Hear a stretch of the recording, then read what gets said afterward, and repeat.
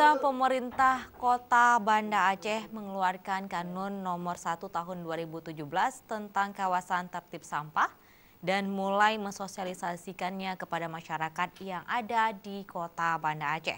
Diharapkan dengan adanya kanun ini, masyarakat akan semakin tertib dan meningkatkan kewaspadaannya agar tidak membuang sampah sembarangan. Pemko Banda Aceh terus membuat inisiatif baru yang membuat pelaksanaan pengelolaan sampah ke arah yang lebih baik, termasuk salah satunya untuk menekan masih banyaknya oknum masyarakat Kota Banda Aceh yang membuang sampah sembarangan sehingga memicu mempetnya atau tersumbatnya parit atau selokan atau drainase, begitu juga agar mengurangi polusi dari asap pembakaran sampah. Sehingga pemerintah Kota Banda Aceh mengeluarkan Kanun Nomor 1 Tahun 2017 tentang kawasan tertib sampah.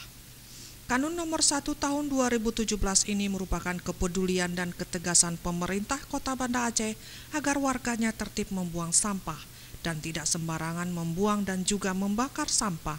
Makanya saat ini pemerintah kota sedang mensosialisasikan ke masyarakat tentang kanun tersebut. Hal ini diakui Wali Kota Banda Aceh Aminullah Usman beberapa waktu yang lalu.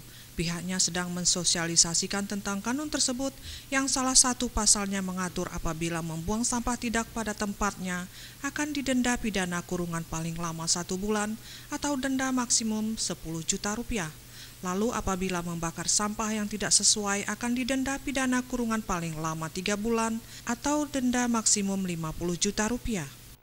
Jadi kalau buang sampah sembarangan kita akan kena denda, akan dikenakan denda, dan oleh karena itu kita sebelum itu kalau aturannya ada punya konsekuensi hukum harus disosialisasikan dulu.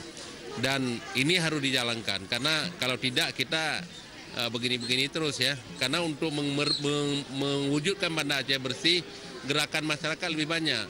Karena kalau masyarakat masih sudah ditarik sampah habis itu taruh lagi sama aja, jadi nggak bersih-bersih. Jadi yang kita harapkan adalah kesadaran masyarakat untuk Banda Aceh bersih.